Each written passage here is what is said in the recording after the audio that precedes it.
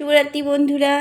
এই যে রাতে ডিনার করতে বসে পড়েছি। তা কি নিয়েছি দেখো ডিনারে। এই ভাতটা এখনই গরম আছে, খুব আগুন না কিন্তু গরম আছে। আর এখানে নিয়েছি পেঁয়াজ আর কাঁচা লঙ্কা। এখানে নিয়েছি সয়াবিন আলুর তরকারি। সয়াবিনটা আজকে খেতে না দারুণ হয়েছে।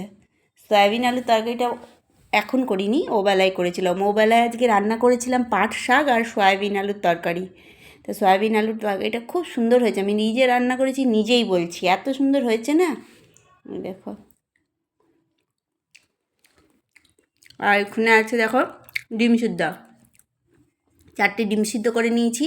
ডিম সিদ্ধর জন্যই কাঁচা পেঁয়াজটা আমার নেওয়া। ডিম সিদ্ধ 1 কামড় করে আর কাঁচা পেঁয়াজ কাঁচা লঙ্কা 1 কামড় করে হেভি লাগে। তো দেখো ডিম সিদ্ধগুলো আজকে আমার ছোকলাটা ভালো ছাড়লো না কেন কে জানে। অনেকক্ষণ ধরে ডিমটা সিদ্ধ করলাম, জলে নুনও দিয়েছিলাম, কিন্তু ছোকলাটা ভালো ছাড়েনি। একটা ডিমেরই ছোকলা ভালো ছেড়েছে, আর বাদ বাকি 3টে ডিমের ছোকলা ভালো ছাড়েনি কো। তা বন্ধুরা, এই আমার ডিনার, সামান্য ডিনার।